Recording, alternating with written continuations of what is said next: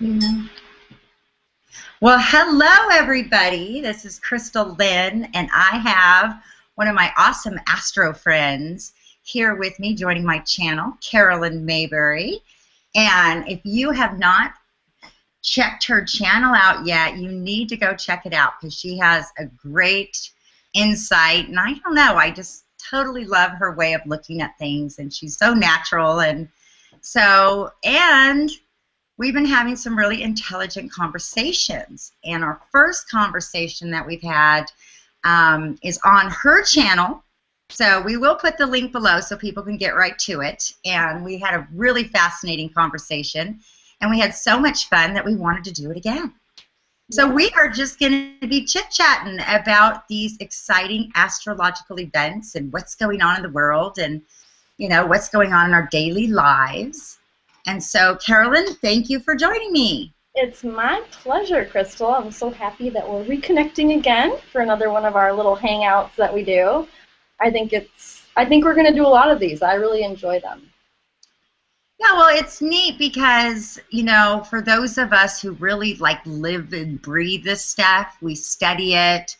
I mean, all day long I'm looking at charts. All day long I'm looking at history, astrological history, and you know, I try to tell the people around me, and they say, yeah, but it's so fun to get to talk to someone that I know has the same passion and has really seen how astrology can play out in your everyday life.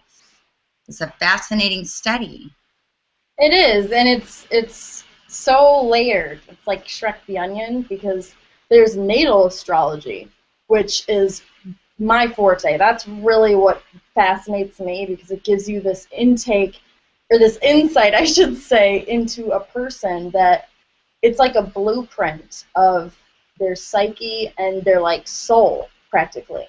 And I say that after studying many of my friends' own charts, after anally asking them what their exact birth time is. It's like, here, give me the birth certificate. Just well, it's really important, you know, but it's funny. But yeah, I love natal astrology, and there's then there's progressed stuff, which I haven't really gotten too into that yet. I'm still doing the natal and synastry and whatnot. But then there's also transits, and then there's how the transits affect your natal chart. So it's very layered, and it's very specific, extremely specific, and it literally tells you what the themes are. It's not going to tell you exactly what is going to happen, which is what is usually, you know, the reason for people writing off astrology as bogus. But it's actually a more broad, it's not broad as in unspecific in general, it's broad as in deep themes of human life, and like Greek mythology is a huge part of astrology. And when you combine different themes together very uniquely, it's extremely specific, actually, you know? Well, it's very powerful, and I think one of the biggest, you know, debates or arguments I get is, oh, well, you're not supposed to know the future, you know, that somehow you're not trusting in, you know, daily life, daily faith. You're not, you know, somehow astrology is predicting the future.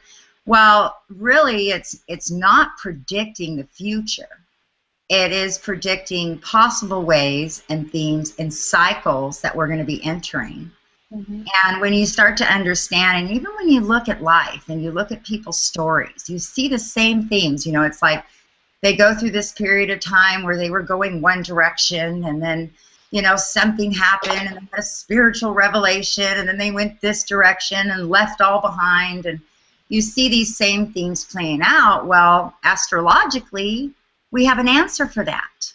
We have an answer for that. Certain cycles play out and changes who we are, those influences. So for me, it helps me understand and prepare for those changes. Absolutely. And that's comforting. You know, it's comforting to me. Yes, I agree. I mean, I tend to actually experience things and then look at what my transits are. Mm-hmm. So I could probably do better at, well, I could probably actually learn a lot by actually expecting and preparing for these moments and times, because there are tons of transits that last months, years even sometimes, and others that last hours. So it really depends on the transit, but some are extremely, extremely important in your life story. Like, I think if it's an outer planet, people usually say those are less important, but I would disagree with that, at least from my own life. I guess Pluto is my ruling planet, so I'm a little biased. But well, when you get my age at 45 and you've actually lived through some of the tougher cycles in life, you know, I discovered astrology later on in my life, about 8 years ago. And I discovered it accidentally because I started noticing there was a certain theme playing out in my life, and that every one of my best friends, very serious relationships, both of my husbands, had the same birthday, February 27th. I'm giving the date. Different years, and when Facebook came out, you know, I was able to see people's birthdays and find old elementary friends, and found a few old best friends, and guess what? That birthday came up again. And so, never even considering that astrology was something credible, I had to ask the question, is there something to this? What is it about February 27th? Everybody in my life, and significant dates. And I ended up asking somebody, and they gave me one of those birthday books. Yes, I have one on my desk. And when I read the descriptions of the birthdays of all my friends, I was in amazement. How do they know this? How can they describe this based on your birthday? I've never even heard of such a thing. That's when I was like, that moment is my favorite thing.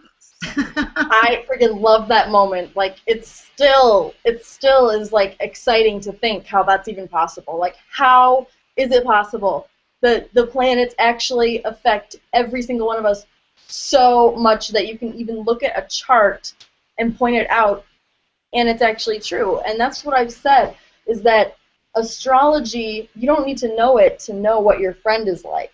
You knew all your friends. They're your best friends.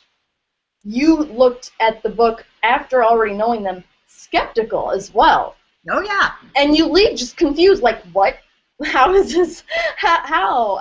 But you just have to accept that the universe is magical. It really is, and it's a beautiful gift we've been given, and I see it as an everyday tool. And when I started searching, and I first had someone explain the basics of a birth chart to me, and they told me I was a Pisces rising, and I had a moon in Pisces, and this date was a Piscean date. She said, well, of course, that is the date across the zodiac that you are soul connected to. And it plays out in your life in different themes and in different people and in different cycles and at different times. And then I had to say, well, are they all the same person because they're the same birthday? And that's what led me to then understanding different years and generations and cycles. And I've been just obsessed and hooked ever since. Absolutely. You know, it helped me understand that a lot of the things I was going through, that I was internalizing and thinking something was wrong with me because I was having these different feelings and different changes in my life, or somehow I was bad. You know, something was wrong with me. And I think that's why I am so passionate about helping people understand up-and-coming transits, because if they understand the feelings and the changes that they may be experiencing, they can embrace them differently instead of internalizing them and holding them in and thinking change is bad, you know? So I don't know if that makes sense, but it does make sense. No, it does make sense, and I also abide by that philosophy. But I just had something happen to me. Well, it didn't happen to me. It happened to my boss. That was so sudden, and the astrology didn't give me any warning, at least not that I saw. So it's almost like you you really can't never predict the future with astrology. That's really not what it's for. And if you are paying someone to do that, then you're gullible, and you shouldn't do that. If anything, get someone to tell you what's going on now, you know, or the themes that you can expect in the future. But don't. No one can predict the future because it's the universe that does, and it will really take you by surprise sometimes. Like, what I'm talking about is my boss, Mark, he's a Leo. I talked about him in my Leo versus Aquarius video. I really, really love Mark a lot. He's the reason why I love my job so much. And he's like a mentor, like he's almost like a father figure, super positive. He's like the best kind of Leo you could ever imagine. Wow. Super inspirational, loving, so loving and just caring and extremely positive and optimistic and just an extremely good person and a very good businessman and a great friend. And all of a sudden, last month, at the beginning of July, he was absent without notice at like the end of the month, right before the 4th of July. So we were all like, what's going on with Mark? Well, he was gone ever since then. On the 17th of July, the day before my birthday, he called and we had a conference call with the lending team and our VP of lending and our CEO with Mark, who called to tell us that, first of all, he called to tell us the great news that his wife is expecting their second child. Because that's always Mark, to always start off with good news and be positive. And he says, well, the reason for my absence is because I was diagnosed with stage 4 colon cancer that spread to my liver. And he literally just turned 41 on the 28th. And he passed away last night. Oh, wow. Wow. Yeah. I'm really, my condolences, and I know that was hard to share, and I know that's hard to be feeling right now. And you know, the thing about it is that is part of the cycles of life that we don't understand. And we see life one-dimensional. You know, I'm going to get emotional. We see life one-dimensional. There's my empath coming out. Yeah. And we see it here and now, and we understand it with our eyes. And we don't understand the cycles and the spiritual part of our life that plays out even after we are gone. And when somebody goes to the other side, we can't see, we can't touch everything that we know of them. Their energy, everything is still here with us. You know, and yes. You know, I mean, if we could take that part out of life, I mean, you know, death, you know, that's one of the most painful things, but that also is what makes life valuable. Yeah. Without death, birth means nothing. You know, it's crazy that his wife is pregnant, his beautiful wife, and he's got a gorgeous little, like, 1.5-year-old baby girl and another on the way. And it's just so sudden, and it happens so fast, and literally you have no idea what kind of, like, he was literally the sun, like, in our office, and he was always good morning, like, he was just a really great, once-in-a-lifetime kind of person, and I always felt so lucky that he was my boss, and it just sucks without him here, because I've missed him so much, like, while he's been gone fighting the cancer, and we've all been, like, supporting him and doing what we can. We've only been able to keep updated by his Caring Bridge site. But yeah, he passed away last night, and it's really, like, unbelievable. And I looked up his chart. I don't know his time of birth. I didn't know how old he was. I could not figure it out because he's got a very, like, childlike spirit and young at heart, although very mature and extremely wise and intelligent, like, as well. But I couldn't tell how old he was, so I found out that he was born in 1971, but I don't know his birth time. But looking at his birth chart, by just the planets at least, his moon is conjunct Uranus. His Jupiter is conjunct Neptune, which is right on my ascendant in late degrees of Scorpio, like 28, 29 Scorpio, which made me wonder. That's why I asked you before we went live what degree Saturn's at, because I was thinking maybe it would be conjuncting it. But I don't know. I'm just trying to look at like because I'm an 8th house sun, so it's almost too familiar feeling. Mm-hmm. You are a person with that plutonic energy that can handle looking at death. And you know, this isn't a conversation we planned on having, but I'm glad we're having it. I'm actually really glad we're having it. It's we talked about being open to the flow, and I have this to say. If I had the exact answer, let's say, and I know there are indicators of ways to kind of tell when certain things are going on. If I had the exact answer and I could tell you, oh yeah, when these things happen, you die, or I mean, would we really want to know that as astrologers? Exactly, but I don't always want to know how to do it. Yeah, and you never could say that because you never know how the energies will manifest. It's completely up to you. That's why awareness of these dangerous aspects are so important, because then you can, even if it's really hard, dangerous aspect, like a Uranus-Pluto aspect, or a Pluto-Mars or something, I don't know.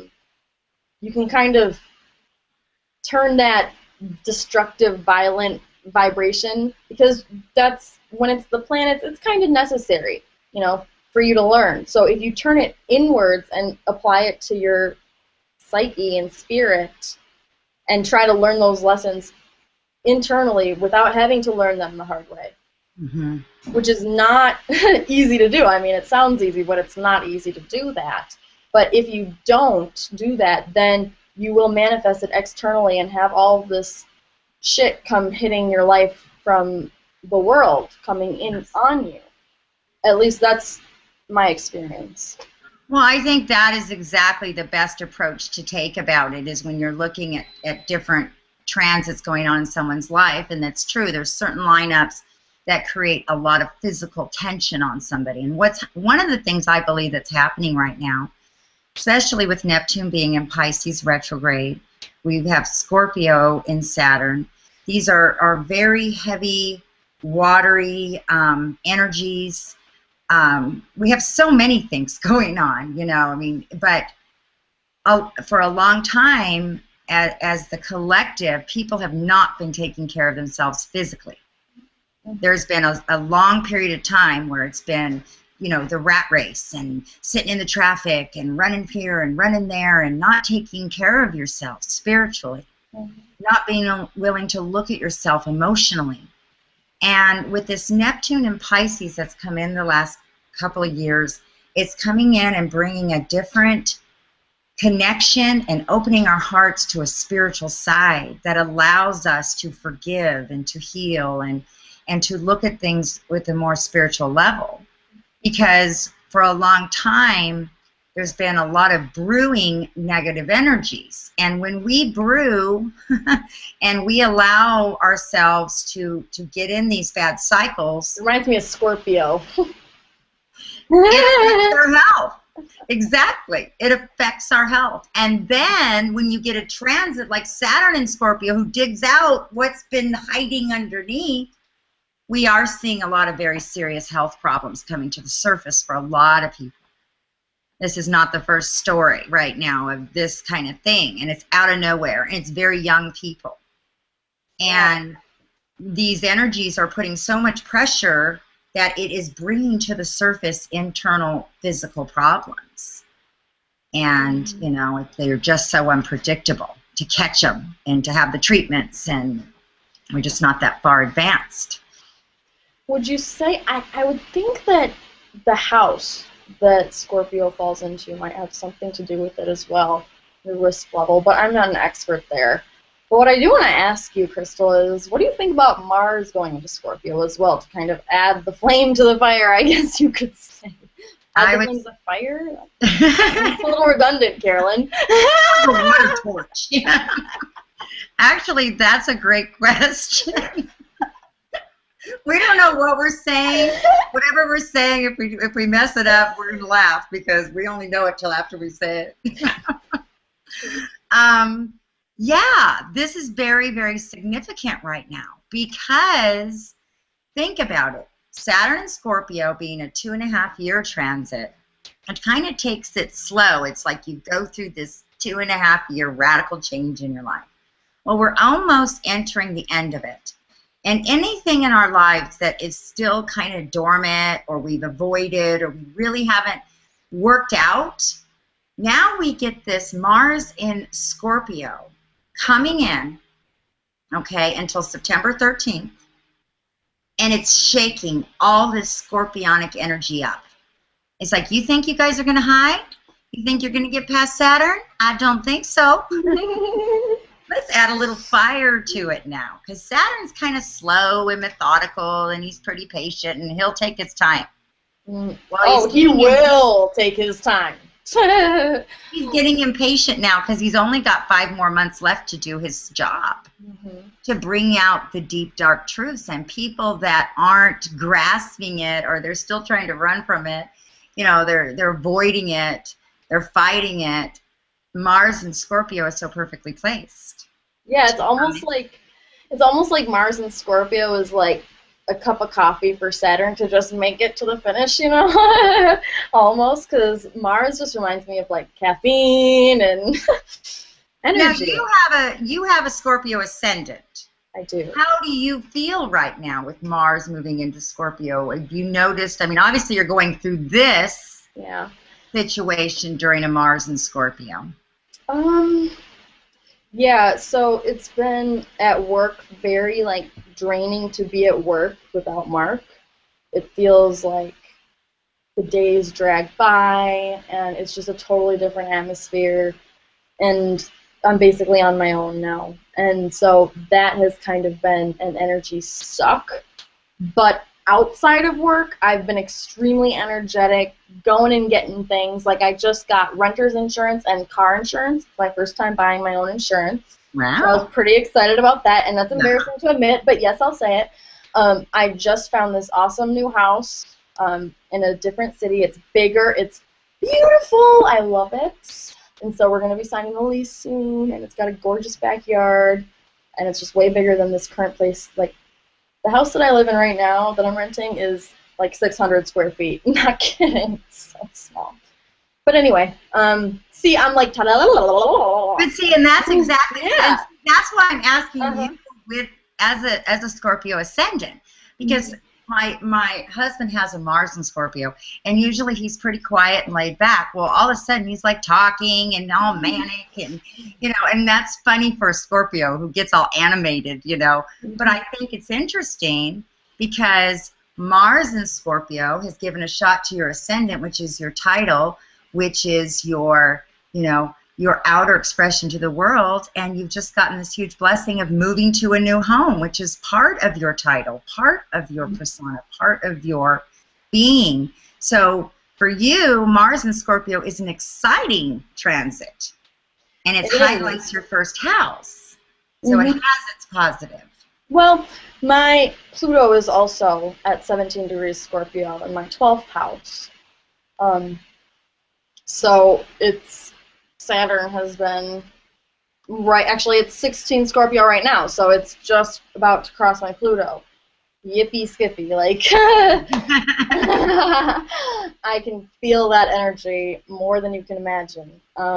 So I mean, but then I also right now, thank God, Venus is right on my sun at, well, it's at 24 degrees Cancer right now, and my sun is at 25 degrees. So it's been kind of like a nice, like, touch of love and, you know, just peace and, yeah, like peace of mind and just a comfort, I guess you could say. Yeah, that extra support while you're going through this difficult time. Yeah, because it's not that often that transiting Venus will conjunct your sun, you know? Right. So you got to enjoy it while it lasts. Yes, yes. So you do have the support, and yet at the same time, you are playing out a Scorpionic theme, a Saturn and Scorpio theme of losing someone that you truly care about.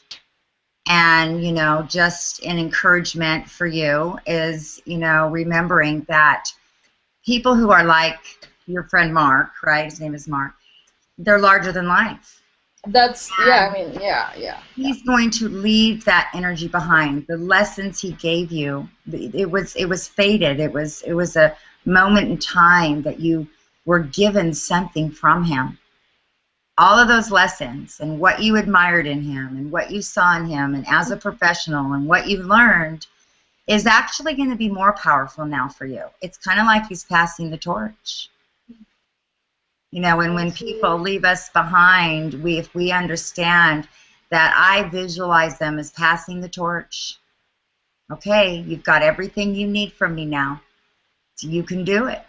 And that's how you honor that person. That's how you wake up every day and you still grieve, but you live in a way that you know would make them proud. Yeah. You know, that's how I get through it, you know. No, that's exactly right, yeah. You know? I mean, that's the only way to get through it, because it's not like you can just, it's not like work stops, you know. He was, well, rest in peace. Anyway, I'm sorry for that depressing topic. I just had to share because it's really like a fresh, raw, open wound. He just passed away at like 9:25 last night. And at work today was just the vibe of everyone, and we're going through anyway. I'm going to stop talking about the credit union right now. No, I think sorry about that. Going through this as well. We are all going. Well, it's the themes. It's like I was saying. What are the themes? Yes. I mean, I'm not going to go into it because you can apply your own themes to it. It's pretty obvious which ones they are, but. Well, one thing I wanted to say for those of you who are, you know, learning about astrology is to remember about the Mars transit. You know, Mars, your Mars will transit or conjunct your natal Mars once every 2 years.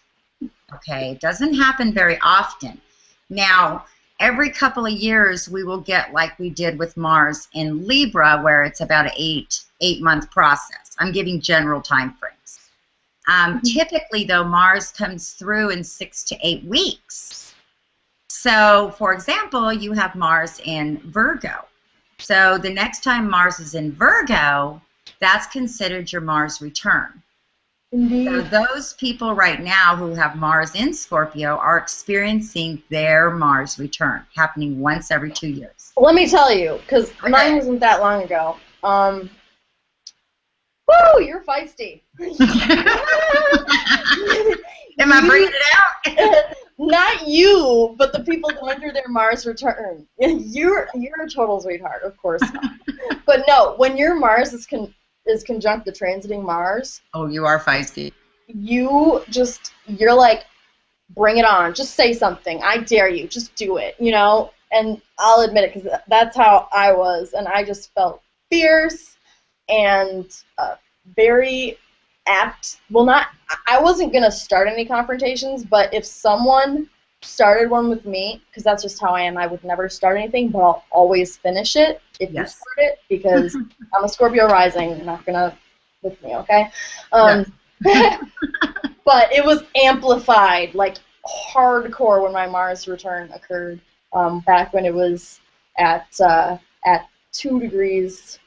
Actually, I think it's 4 degrees Virgo. My Venus is 2 and my Mars is 4, I believe. Okay. Or it might be the other way around. Oh, wait, no, it is. It's 2. Mars and... Right. Okay, well, you're basically almost on that cusp, so you get a little feel of that Mars and Leo, too. Yeah, plus I've got my Mercury in Leo and Jupiter in Leo. You're very complicated. I am so complex. That's what makes it so wonderful. I love it. Oh, so you felt that fiery... Oh, God, yes. Yeah. Mars conjunct Mars, or if that's in a synastry chart. Yeah. It's a lot of fiery energy, and, like, Mars is very it's aggressive, but it's not. It's different levels of aggressive depending on your own personality. If you're a very timid person, you'll still feel more more willing to put your foot down or basically do what you want and, you know, say your piece when Mars is conjunct your natal Mars. Or you might just punch someone in the face too. That's possible too. Well, and so let's take it one step further. What's the purpose of that? You know, that's where understanding transit's important, because Mars comes in every couple of years and kind of puts your life back on track.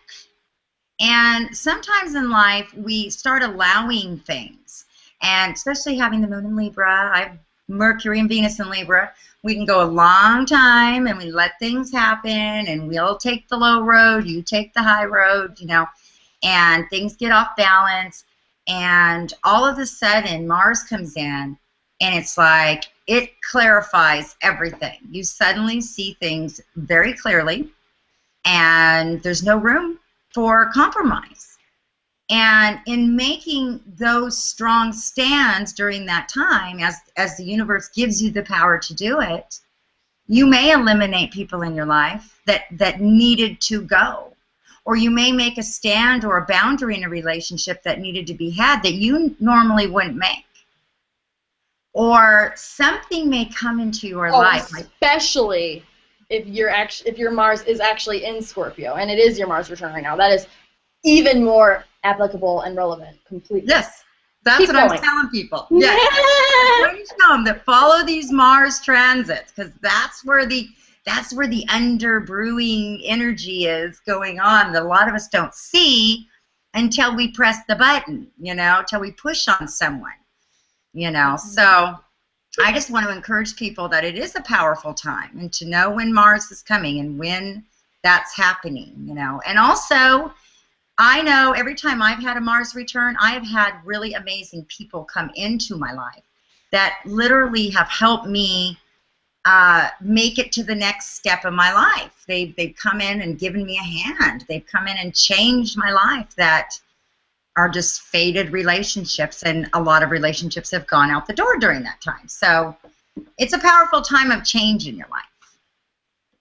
Chrystal, how do you keep track of your transits or look out further? Do you use like an ephemeris? Like what's your resource to keep track of all this? You know, there's so much on the internet, you know, that you can type in. Like if I want to type in, you know, where dates Mars, I can type in, you know, Mars transits, and you'll get, you know, all the way back from, you know, 1900 if you just want to study. You know, I have an almanac too that I like to look in books, just because sometimes I get overstimulated on the computer, so I have it, and then I like to sit there and go, you know, and I'll sit there and look at my life and say, what was going on during that time?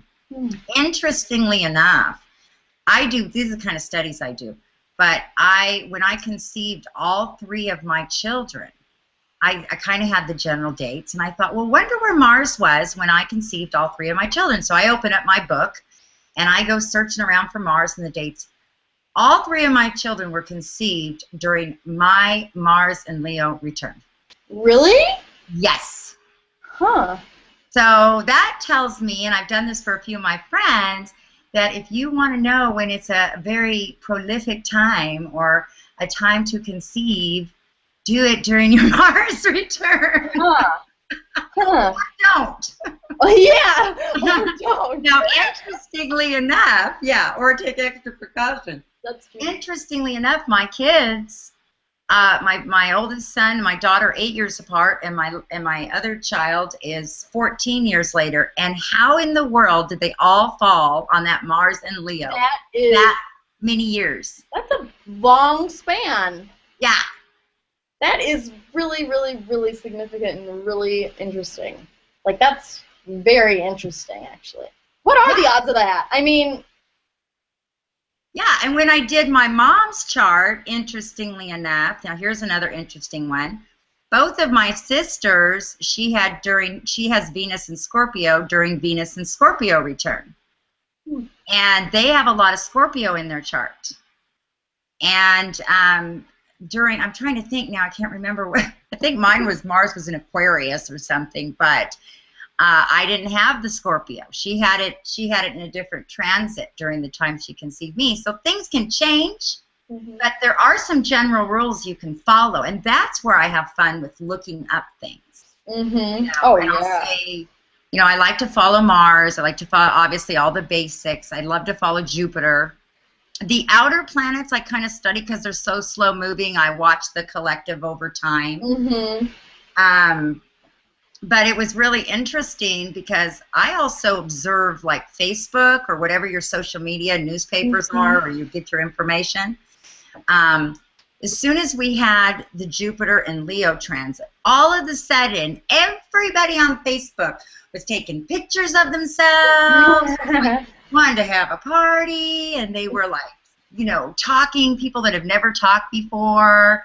All the Scorpios were coming out of the woodwork because Jupiter's in their 10th house. So that's the stuff that I'm like, and they don't even know it. I know, that's the best part. It's so awesome. Yeah. So, I mean, it's, you know, it's hard to capture all this in a nutshell, but there's so many fascinating things you can also connect with. Like one more interesting thing about conception, I've been doing a little bit of a case study on that. My son, that's 3.5 now, he was conceived during my Mars and Leo return, but he was also conceived when Jupiter in Pisces was conjunct exact degrees on my ascendant in Pisces. What? Yeah. So that's another one. That is, it was exactly conjunct. Exactly, like bizarre, like 21.38 exact numbers.